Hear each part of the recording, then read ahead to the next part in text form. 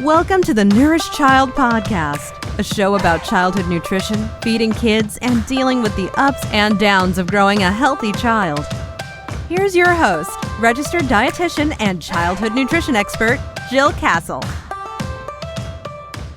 Hey everybody, welcome back to the Nourish Child Podcast. I'm Jill Castle, your host, and I'm super excited to introduce you to my guest today. Dr. Alison Miller is a developmental psychologist and professor of health behavior and health education based in the School of Public Health at the University of Michigan. She's an expert in early childhood development and studies individual child, family, and social contextual factors as influences on child health and well-being. She's conducted research on early life stress and child self-regulation in relation to child mental health, eating behavior, and obesity, sleep, media use, and physical activity, with a focus on how parenting and social determinants of health also shape child functioning in these areas. So you guys, this is a very robust conversation with Dr. Miller. We talk about appetite traits, executive functioning, self-regulation, eating behaviors, and how all of this gets expressed in our children and how self-regulation can help them.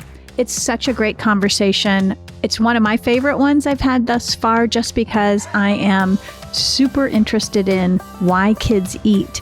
You're going to learn a lot of that today in this conversation with Dr. Alison Miller. Hi, Alison. Welcome to the Nourish Child Podcast. It's lovely to have you here.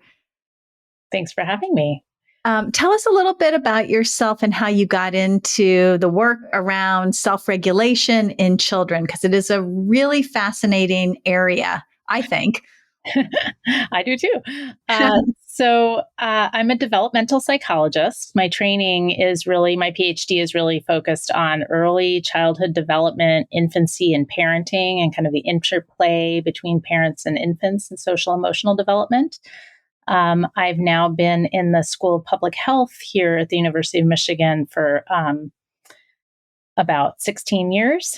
And I study lots of different things around child and family health, including self-regulation as it relates to kind of child and family health behaviors. Mm-hmm. And that is, when you think about self-regulation, most of the listeners of this podcast are parents, some professionals, pediatricians, other pediatric dietitians. When you think of self-regulation, what does that mean to you? Absolutely. It's really kind of a core developmental concept. And I think about self-regulation as our ability to control emotions, behaviors, and thoughts, usually in service of a goal. Mm-hmm. So when we're thinking about young children, it's really a developmental process. And I can kind of share more about that process. Yeah. I would love to hear that, because I imagine with a lot of things that are developmentally based, they start in infancy and sort of like roll throughout childhood until adulthood. Is that the same with self-regulation? Does it change over time, or?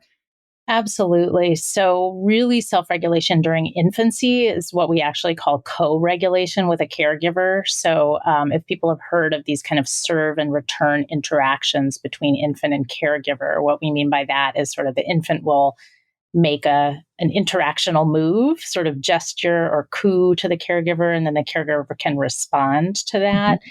So over time, the infant, like if they're upset, they can reach out to the caregiver, and the caregiver can respond to help calm the upset. And that's an example of an interaction that helps shape self-regulation, really in this process of co-regulation between infant and caregiver. Okay.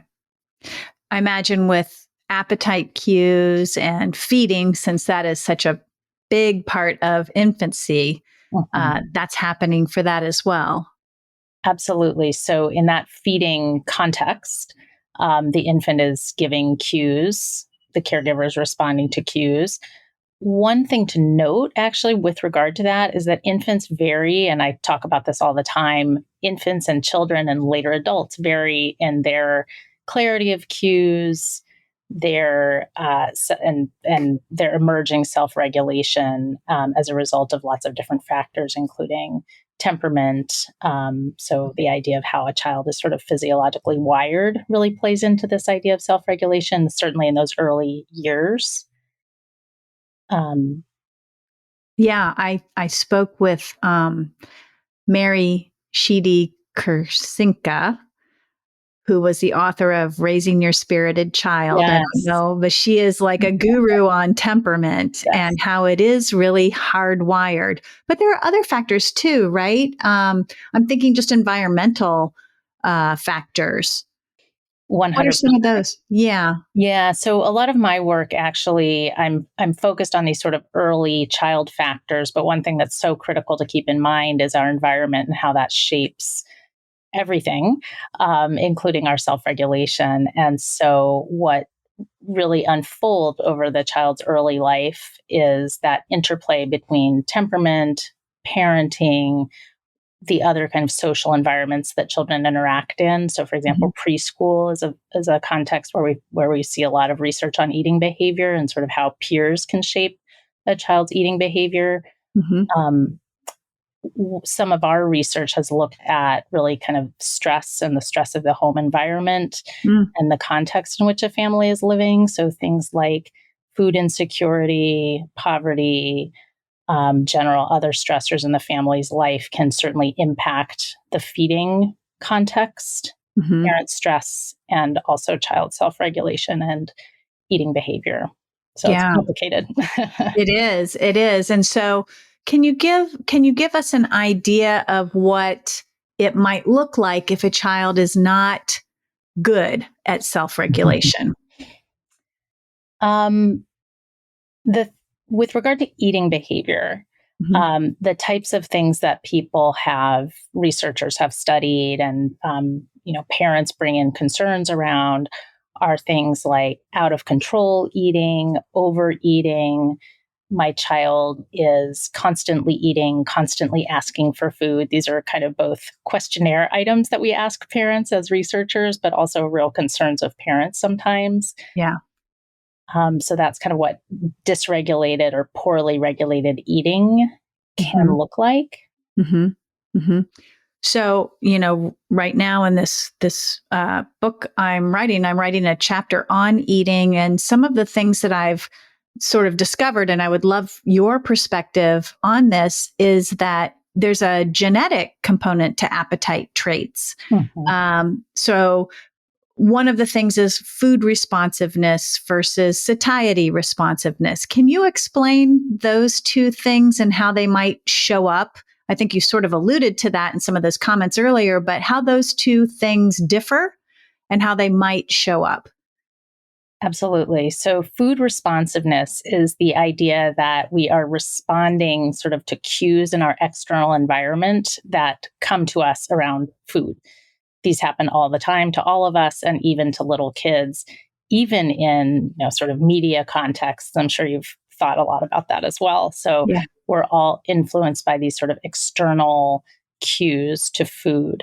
One of the things that's interesting is that, like with temperament, we vary in our what we call appetitive traits, and food responsiveness is one of those.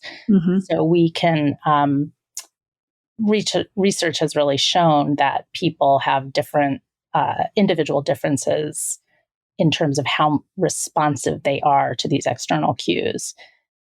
Another thing to note about food responsiveness is that the situation can sometimes also cause differences in food responsiveness. So, for example, if we're tired, if we're thinking about lots of different things and we can't focus on our hunger needs, for example, or if we're really hungry, those can all sort of shift our food responsiveness, those external cues.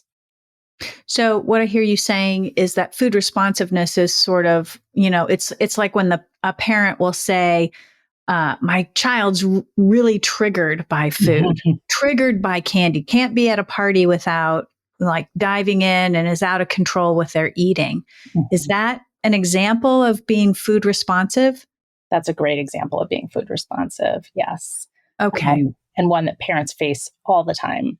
in Yes. environments that are not always under their control, which is what makes it really challenging. Yes. But what would you say to a parent whose child has inherited this appetite trait?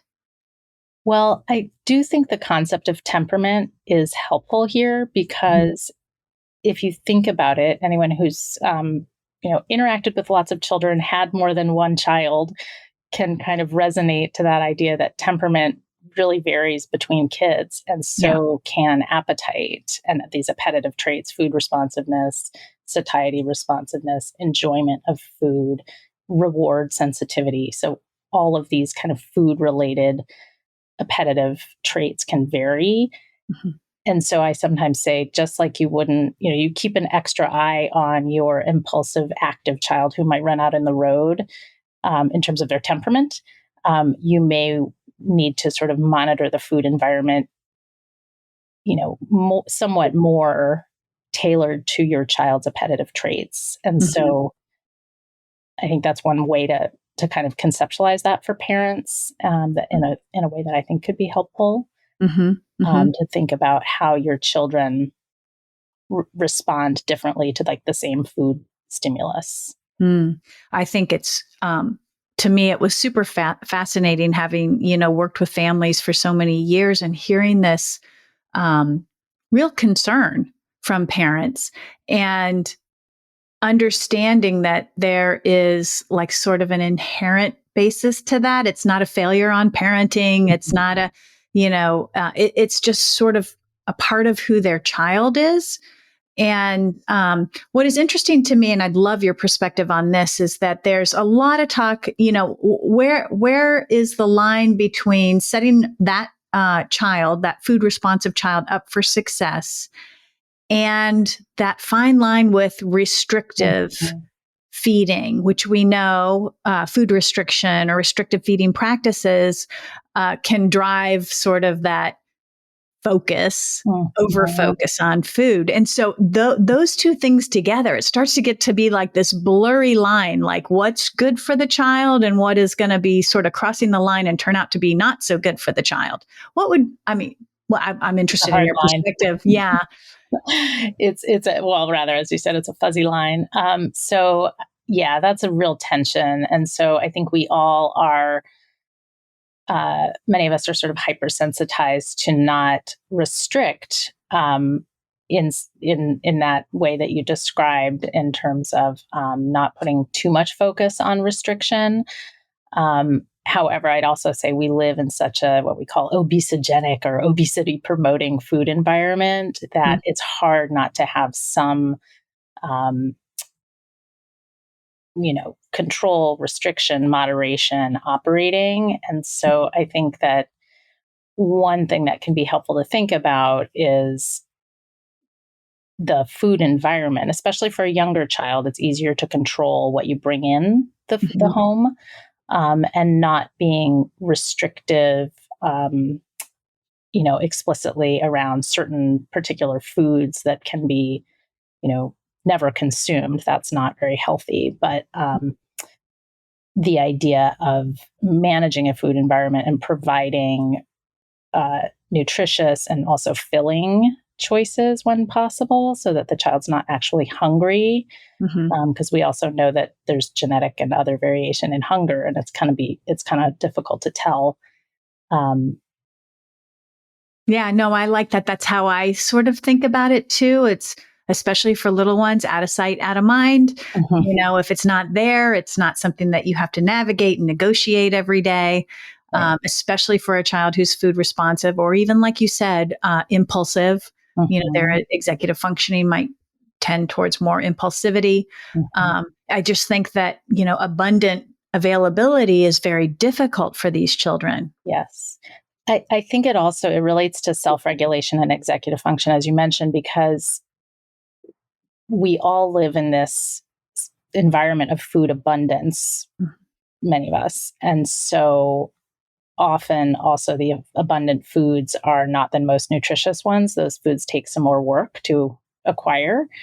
And so especially kids who are food responsive or reward sensitive, they might have to activate their self-regulation or executive function skills in to a greater degree to actually resist those foods. And so I think that that's important for parents also to keep in mind. It might be harder for some kids to resist those foods, and it might take more work for kids to resist those foods, for example.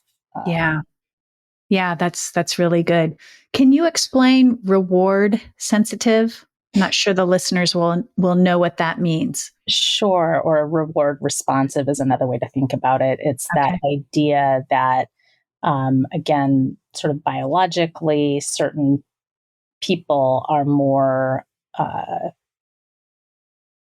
sort of, I guess, like get more bang for the buck from certain foods than others. There's a really interesting literature on sort of food addiction and properties, particularly of ultra processed foods, Mhm. that we're all reward responsive to as a species. Um, Mm. but there's also this sort of natural variation in how much food is rewarding to us, Mhm. sort of neurologically and through other biological means. Mhm. Mhm. And then satiety responsiveness. Oh yes, satiety responsiveness is that idea that sort of you know when you're full and you reach that point, and bringing it back to the feeding context, you're sending out cues that maybe are hopefully are clear to your caregiver that you are full. And so the caregiver can read those cues, again, talking about that infancy period, and stop feeding um, when the satiety cues are given from the infant. Mhm. Um, those of us who spent a lot of time looking at infant behavior know that it's not always very clear. And so infants do a lot of behaviors, and we sometimes don't know why they're doing different behaviors. And so I think that's a challenge for a lot of caregivers. Like, is Yeah. my infant hungry? Should I be feeding my infant more? Um, you don't want to not feed an infant. But at the same time, we also know that infants can be overfed as Mhm. well. So it's kind of a little bit of a balancing act there too, in terms of getting to know your infant's signals. Yeah. Some infants are clearer than others. Sure. That's with individual variability. Yeah. Yeah. Sure.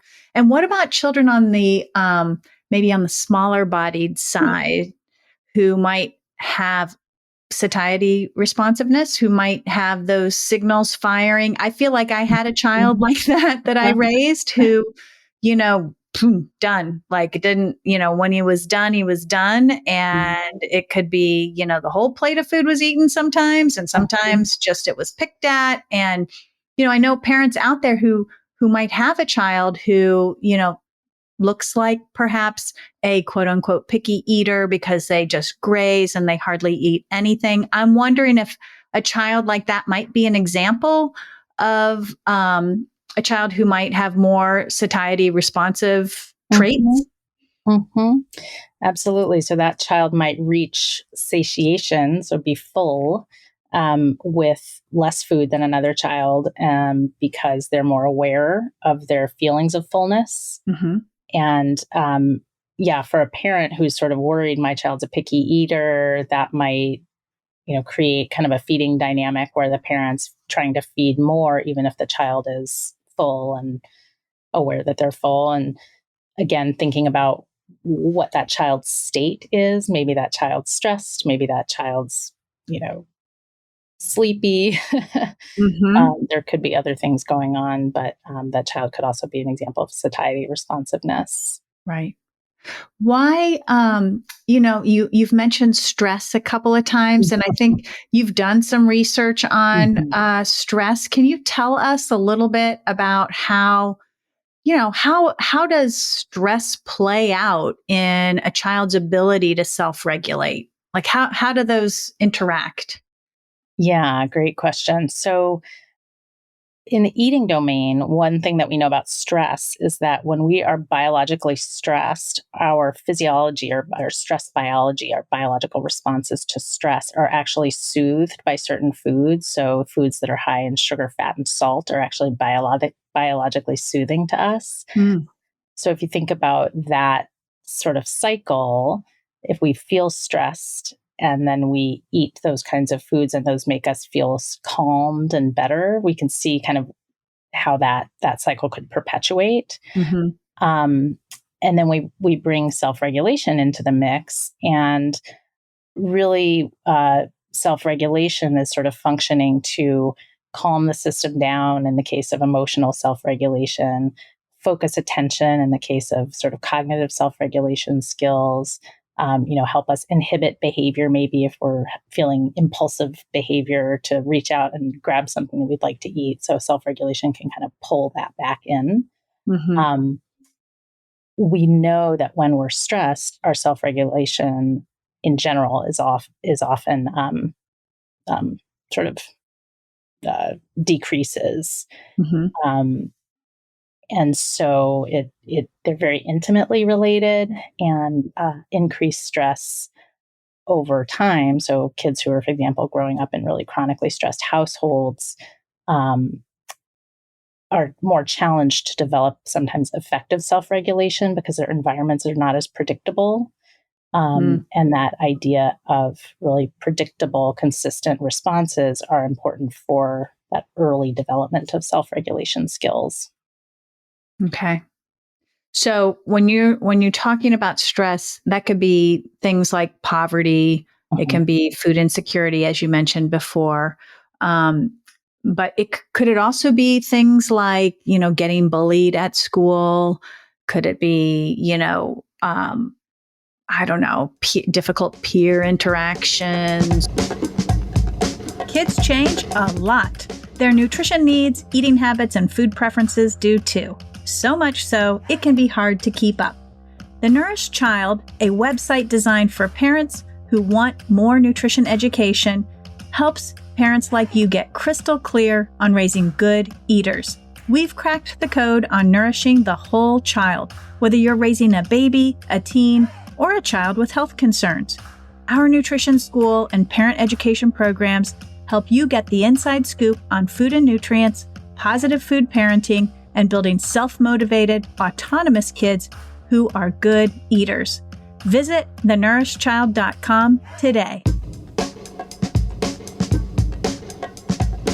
It can be stress, sort of chronic stress, family level, or sort of social context type stress, like food insecurity, housing insecurity, that a child might not really be as aware of as a parent. The child could also pick up on the parent's stress. And we know from some research that, parent stress certainly can transmit to the child biologically and through behaviors. And then that child can also experience sort of stress in the moment. And so some of our research we've looked at, done some stress research where we elicit a moderate stress for children, and we look at sort of how much they're eating and what they're eating afterwards. And we've found some evidence to indicate that when children are more stressed in our protocols, so it's not real life stress, but it's like a mild lab-based stress, they will sort of eat more, even if they've already eaten, full lunch, for example. We present them with some tempting foods and watch what happens. Yeah. So it's mimicking a little bit what could happen in real life there. And that must be emotional eating, or is that what that category is? That okay? Emotional overeating. It often in response to stress. That's the stress and eating link can be a little tricky because some people emotionally overeat in response to stress. Some people don't feel like eating when they're stressed. And also it's important to think about the timing. So I think that back to parenting, thinking about, my child's not eating a lot right now. Maybe they had a stressful day at school and they don't feel like eating. Or my child had a stressful day at school. Now they're eating a ton because it's been a few hours since their stress has passed, and now they're ravenous. Mm-hmm. So Mm-hmm. it's definitely a complicated set of linkages that operates through biology and behavior and prior experience. It's fascinating because I think that, 10 years ago, you might have as a researcher, but like as a parent, I was not thinking about emotional eating and stress. Mm-hmm. I knew about self-regulation in infancy, but I wasn't really titrating it to the older years and playing it out in development. And so it's just really fascinating that a lot of what we kind of know happens in adults is now being seen in children. Absolutely. Well, and as someone who studies a lot around early life stress in children, we, like you said, those of us who've been studying it or have been aware, but it is becoming much more, I think, commonly known by the general public and parents that even if children who are very young, so under age 3 or under age 1, experience severe stresses and adversities early in life, they may not even cognitively remember it, but their body and their physiology do remember it. And so that can come out in different ways, including eating behavior over time. Wow. I do want to couple that with saying, if a child has experienced early life stress, there's many chances to repair and recover from that. So I always like to, discuss the importance of early life stress and experiences, but then, it's not a permanent state. Yeah. The brain is very plastic at that Yes. stage, right? And that's a good thing as well. Yes. Yeah. So I know you mentioned developmental stages and self-regulation. Can you kind of take us through, I guess, what happens as children age and in terms of self-regulation? Absolutely. So in that infancy period, it's really all about that caregiver infant interaction. The caregiver is really supporting this co-regulation.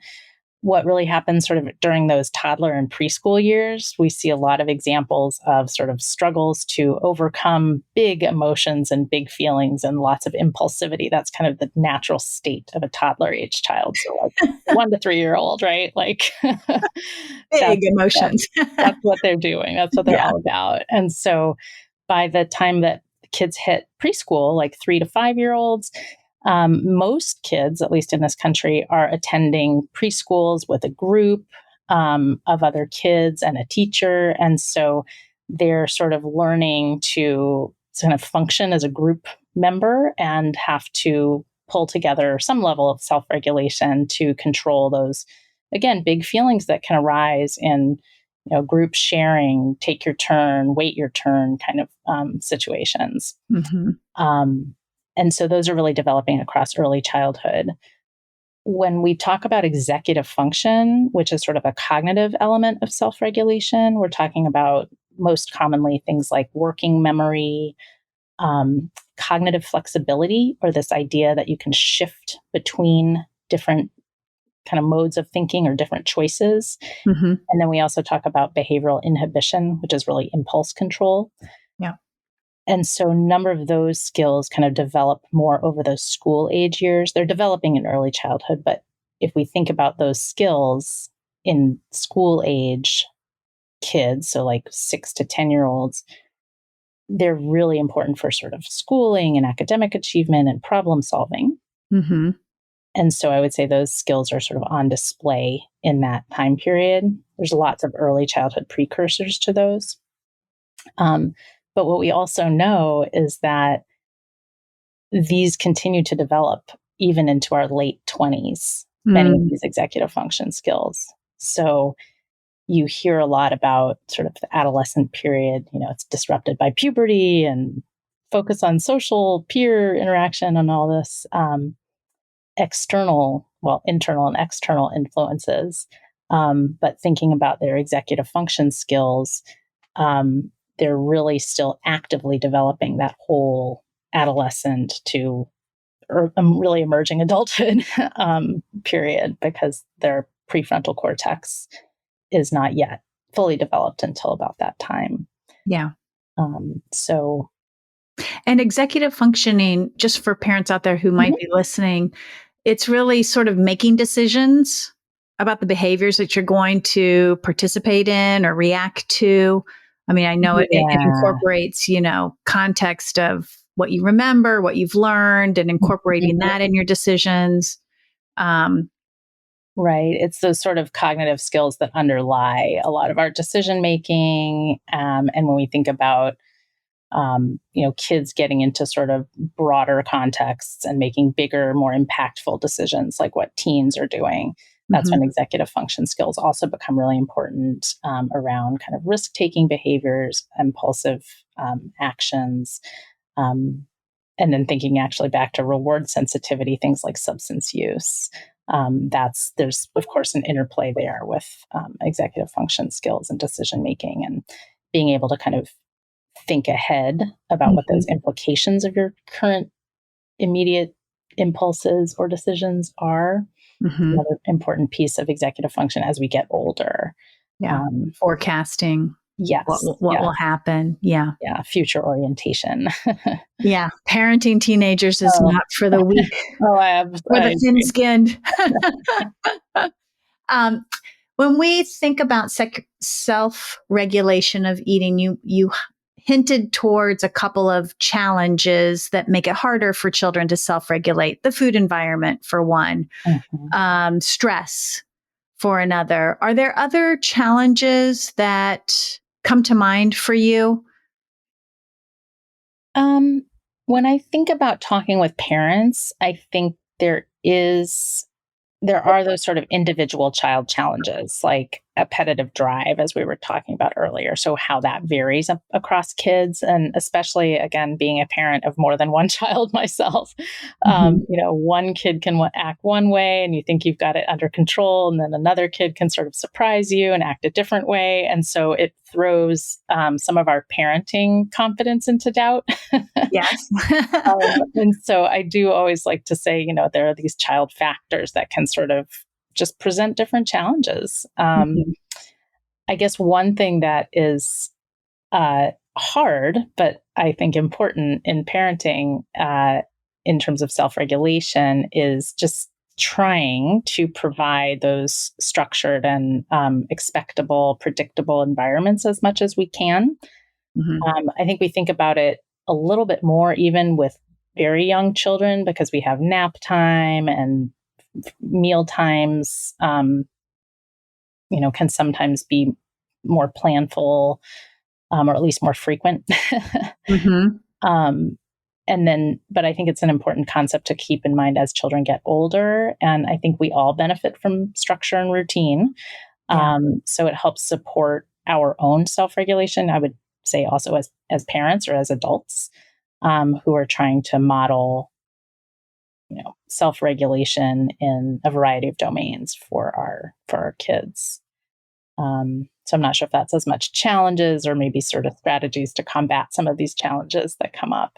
Yeah, I mean, I am a structure girl. I can shout that from the rooftop, left and right. I think it's so important, obviously for self-regulation, but I think I was just talking to somebody earlier today about just even appetite. Sort of if you can sort of get meal times and snack times on a rhythm, they can really line up with appetite and digestion. And so the physical and that rhythmic, and that helps a child be able to say, oh, I'm hungry. I feel it. Oh, great. Here comes a meal, Yes. When we talk about children and health behaviors, not just eating, but other behaviors, exercise, engagement with social media and screens, sleep. How can parents help their kids become more self-regulated? And I think you actually have a beautiful article on that, behavior change techniques to enhance self-regulation in a health promotion context. Wordy title. Yeah. So how can parents help their kids become more self-regulated? We talked a little bit about structure with eating, but when we're looking at some of those other, overall components to a child's health, what are some of your top tips for that? Or what have you found in your research? Yeah, well, I think that you mentioned a lot of different health behaviors, all of which I've researched a little bit. And sleep is really something that is foundational. I just call it a foundational developmental context for child development, really. And that's another place where I think routines can be just made a little more explicit. Bedtime in particular. There's a recent article that just came out that looked at bedtime in relation to it was a sleep intervention, and basically what they found is that if you move up bedtime a bit earlier, that's where sort of the action is in terms of promoting more sleep. And what you just noted about I would call it like circadian rhythms, or that sort of idea of everything is expected and regular in terms of timing. That's really important for both sleep and eating behavior. So in terms of those broad tips or recommendations, I often talk about family routines, and those can be around mealtime, bedtime. Those are kind of the big ones, certainly. Another important piece, I think, that we talked about in that article is parent modeling of not only sort of, and perhaps not perfect, health behavior, but kind of talking about choices around health behavior and the value that we might place on sleep. And, oh my goodness, I feel so much better when I've slept well. Sort of pointing out these moments of noticing how I do better when I get good sleep, for example. So making those processes or observations or behaviors really obvious to the kids and pointing it out, both in the kids and in the parents. And, maybe not choosing a moment when a child is having a hunger tantrum to do it, but then maybe later reflecting and saying, gosh, you know what? I think you were really crabby because you were kind of hungry. And then did you notice when you were not hungry, you felt better and that problem seemed easier to solve? And so as a parent, kind of helping your child make connections between those I call them like biobehavioral states of hunger, sleepiness, emotional distress. And when you do something about that to address those states, you can kind of then open up and do more things. Yeah. So I think that is an important piece of parenting, and hard, of course. Yeah. I mean, we're on our toes all the time as parents, right? It's like there's no downtime. There's always a teachable moment or an observation or a connection or absolutely a chore to do.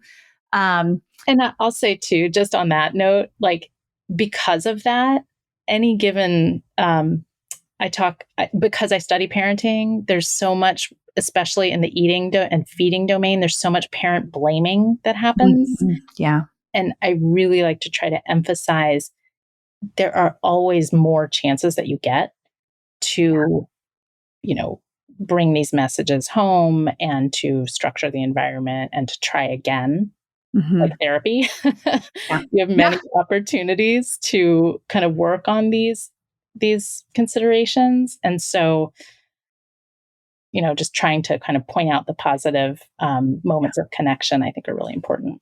Yeah. And I think that is a really, I thank you for saying that, because I do think that, it's a long childhood.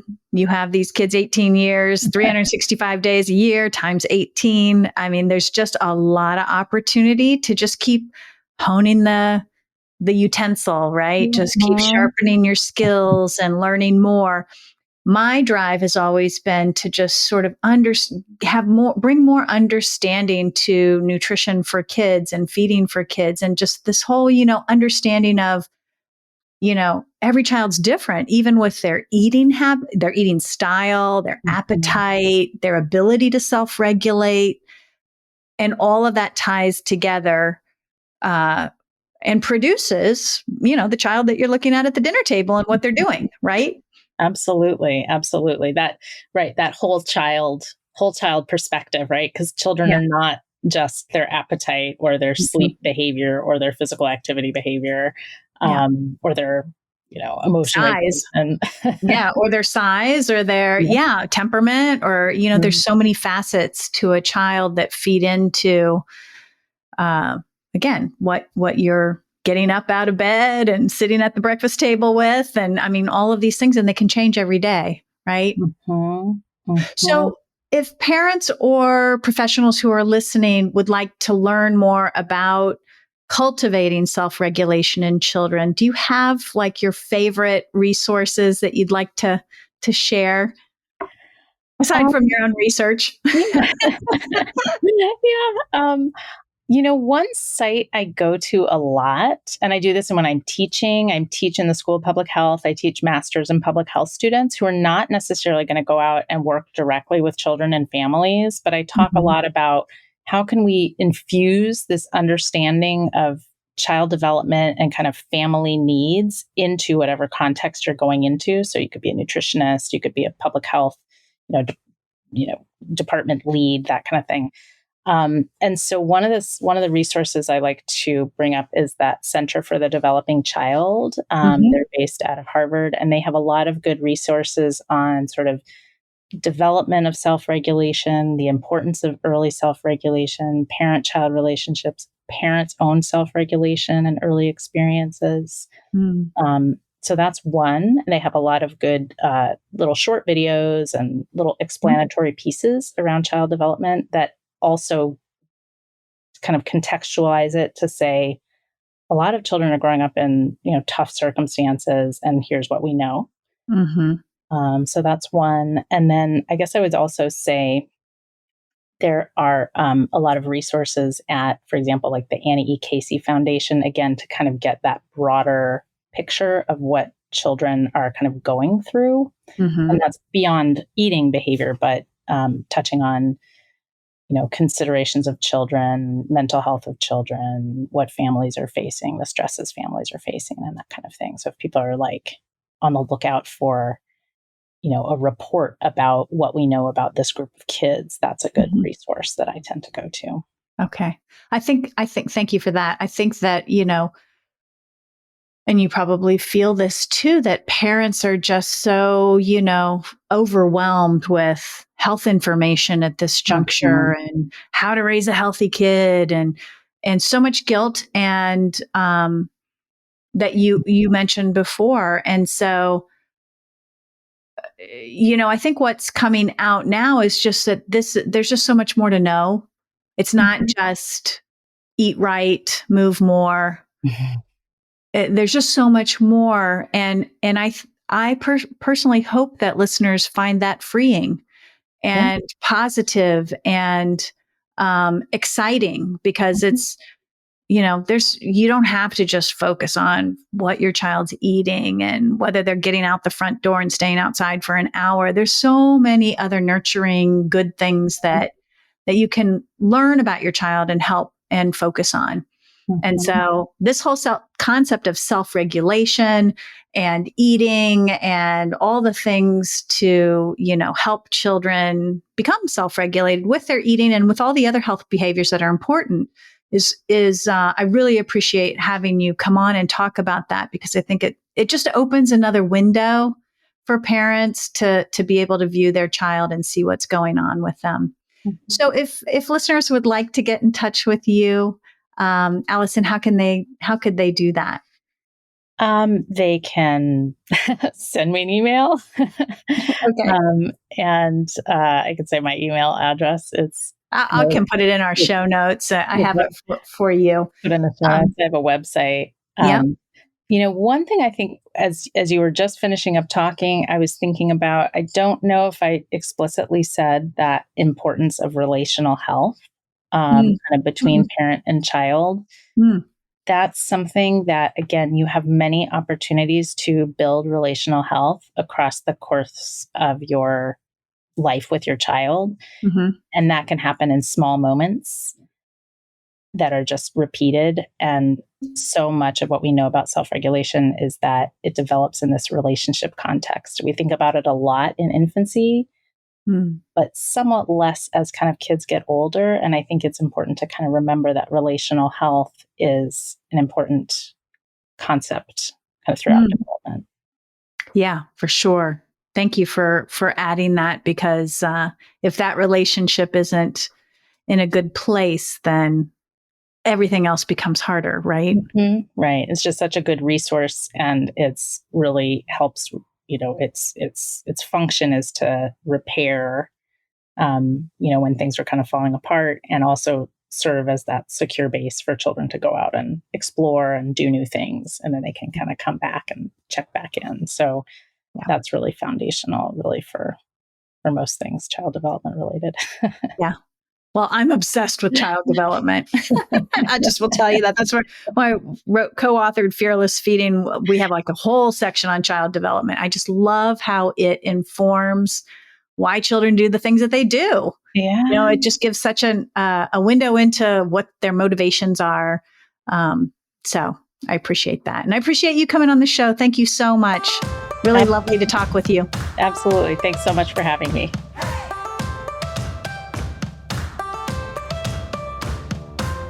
Thanks for listening to the Nourished Child Podcast, where the #1 goal is to help you grow a nourished child inside and out.